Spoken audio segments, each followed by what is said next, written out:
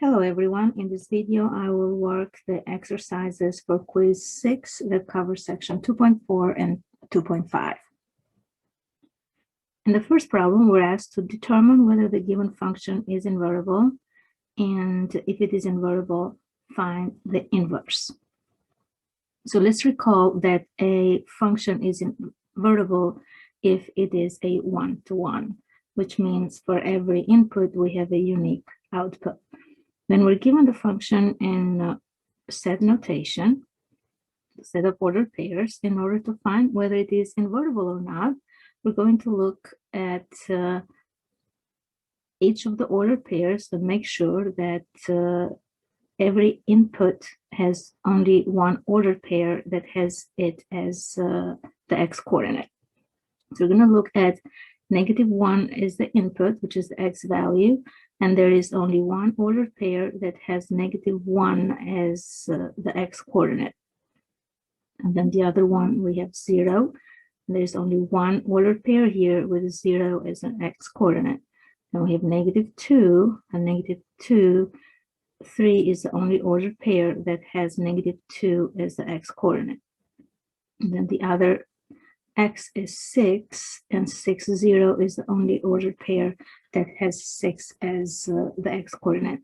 Therefore, f is 1-to-1, thus invertible.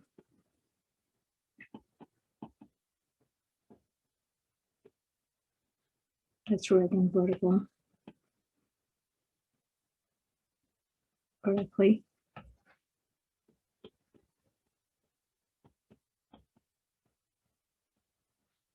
All right, and the next thing I'm going to do is find the inverse.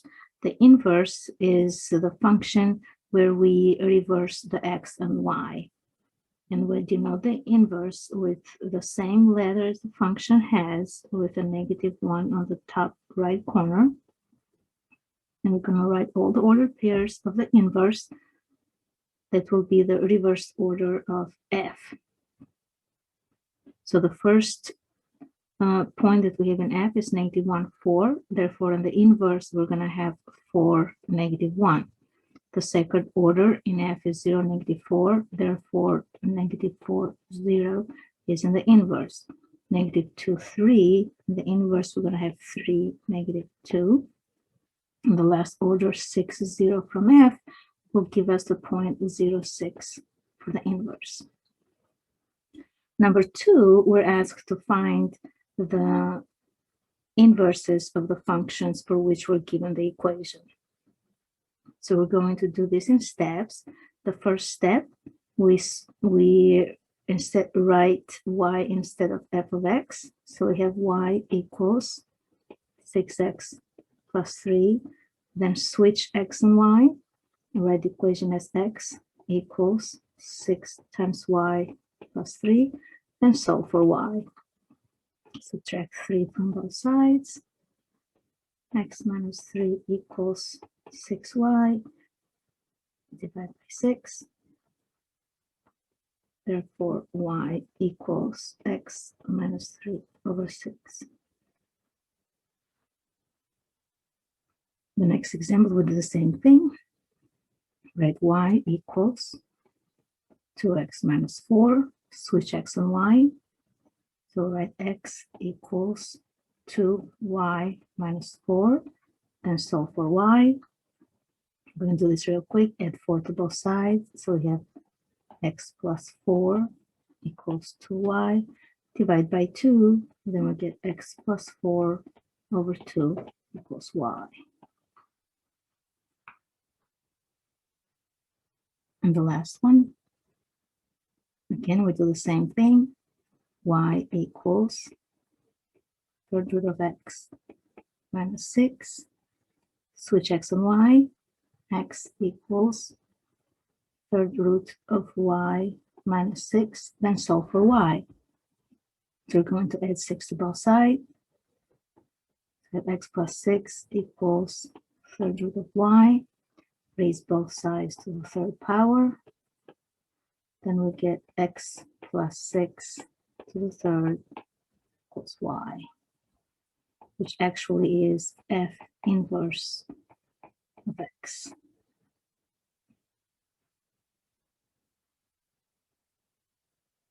Number 3, find the inverse of the following function and graph both f and the inverse on the same coordinate plane.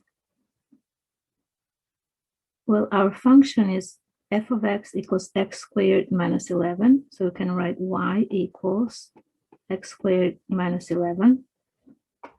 Recognize that this is a parabola.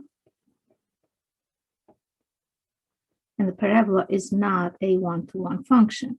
So let's grab this real quick.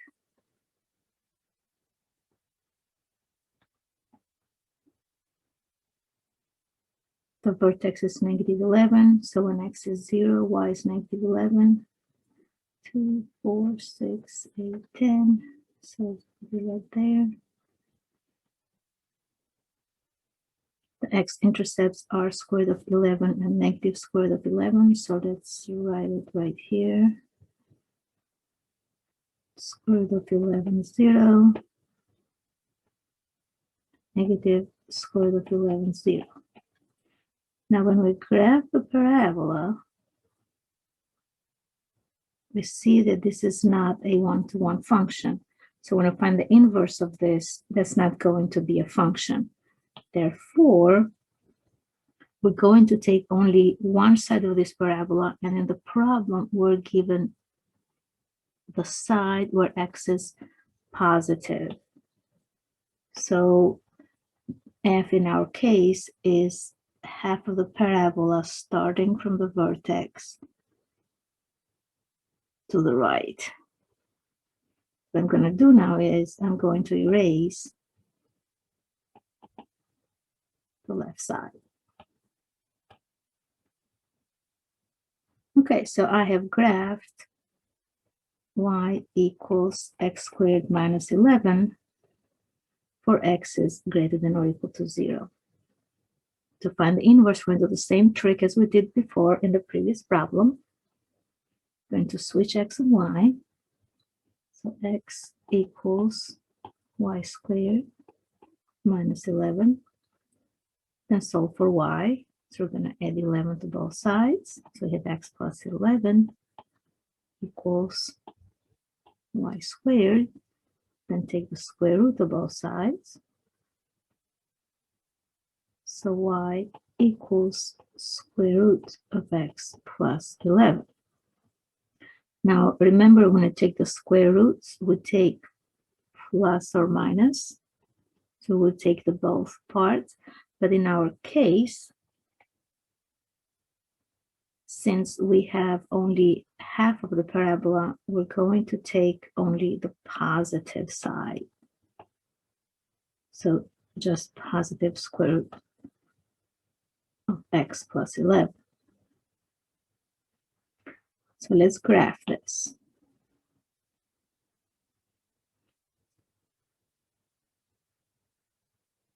So this is f inverse of x. Recognize here that we have the square root of x plus 11. That means we have the square root of x function shifted to the left 11 units. So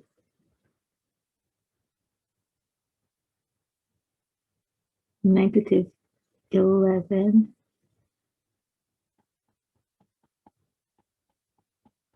0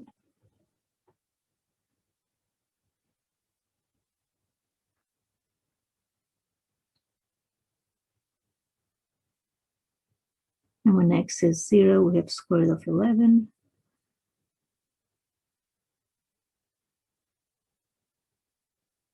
We're seeing a pattern here. Inverse of f. So what do we see on these two graphs? These two graphs are symmetric with respect to the y equals x.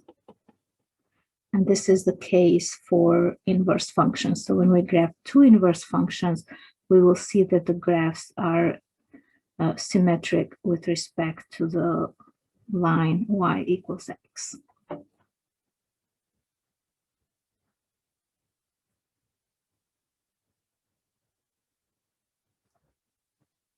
Number 4. That f of x equals absolute value of x, and g of x is x minus 2, h of x is x squared. We're asked to write the new function n of x, which is absolute value of x minus 2, all of it squared, as a composition of functions. So we are given three functions, f, g, and h, and we need to write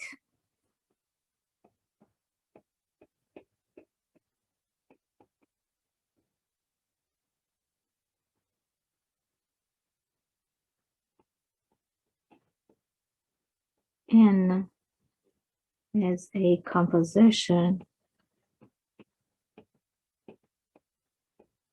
of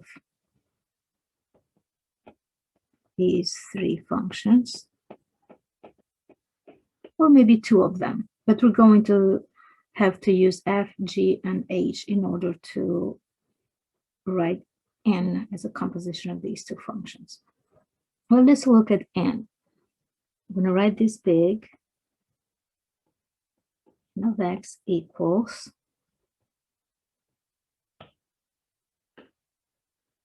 absolute value of x minus 2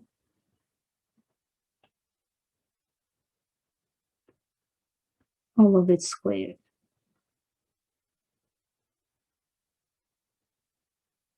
So recognize that we have a square function. So we have the h of x, which is squared, because we do have the squared. And we do have absolute value function, so we have f in there. And we have g, because we have something minus 2 squared. So we're going to start from the inside out. Inside the parentheses, we have absolute value of x. So it's going to be the first function that comes in. And then we have minus 2. So that means that g of x is the second function. And then we're squaring it. So h of x is the third function in the sequence. Now, when we write the composition of functions, we write them in the opposite order. So h is the last one in the sequence. So that's going to be the first. We're going to compose this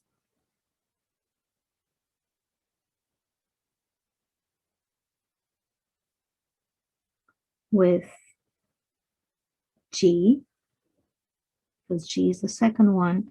We're going to compose this with f.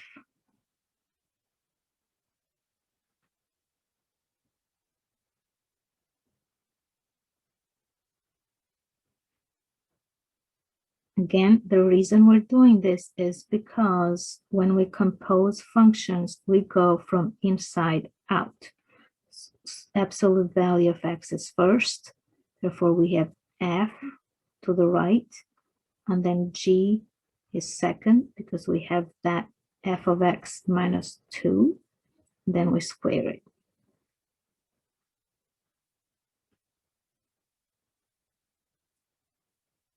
So let's see how we can evaluate n of x as h composed with g composed with f of x.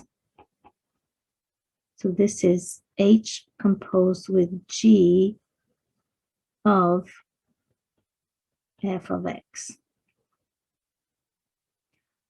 And f of x is absolute value of x.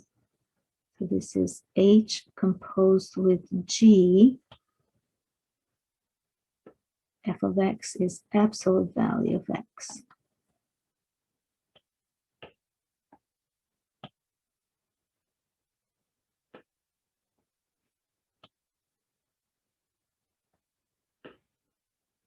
So this equals h of g of absolute value of x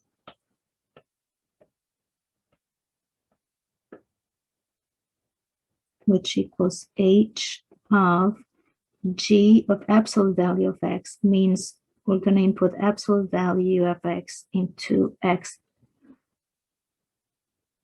for the g of x.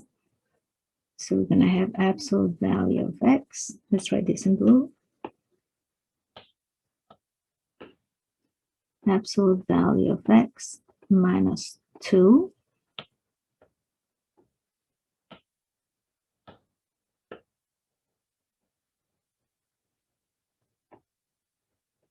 and h of absolute value of x minus 2, we're going to input absolute value of x minus 2 into h. And that will be absolute value of x minus 2 squared.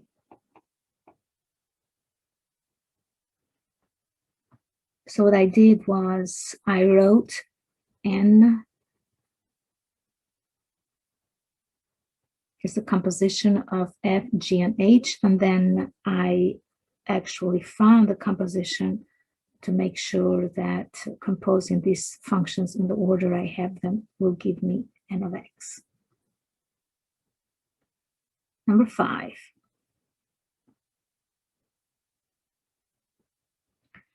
Charles buys factory reconditioned hedge trimmers for $40 each and sells them online for $68 each. He has a fixed cost of $700 per month. If X is the number of hedge trimmers he sells per month, then his revenue and cost in dollars are given by R of X equals 68 times X. So this is the revenue function. And the cost function is 40X plus 700. Find the formula for the function P of X, R of X minus C of X. P of X is profit. Profit is revenue minus cost. For what values of X is his profit positive? Okay, so first of all, we have to find the profit. P of X equals R of X, and R of X is 68 times X. 68 times X. Minus C of X, and C of X is 40X plus 700.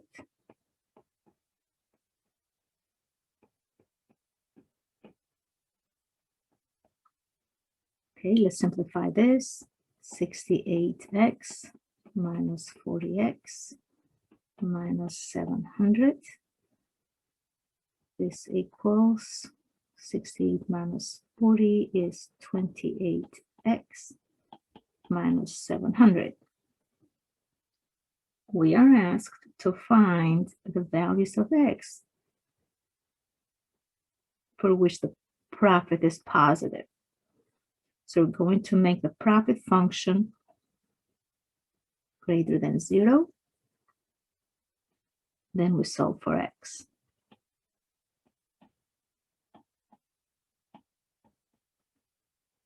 So we have 28 times X minus 700 is greater than 0.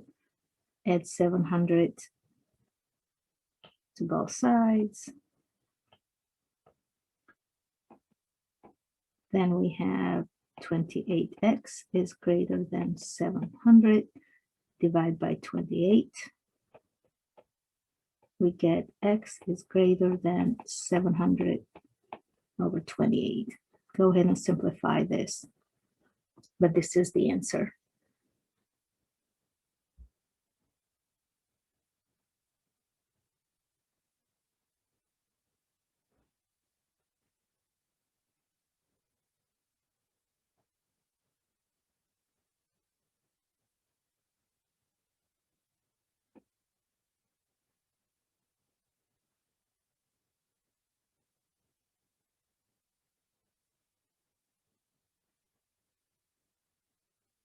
Okay, so I do the calculations, will be x greater than 26.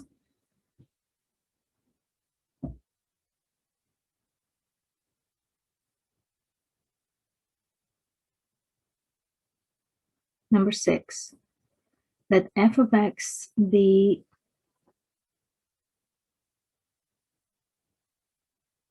x minus 2 and g of x, x squared minus x.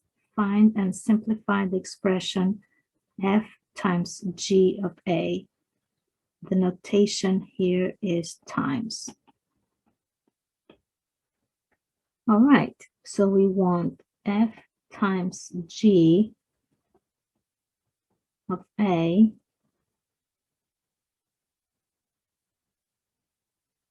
There is a typo here. We can use it a, that's fine. F times g of a equals f of a times g of a, and f of a is a minus 2. F of x is x minus 2, so f of a is a minus 2 times g of a, which is a squared minus a. Then we're going to simplify this. A times a squared is a to the third. A times a is a squared, so minus a squared minus 2a squared plus 2a. So we get a to the third minus 3a squared plus 2a.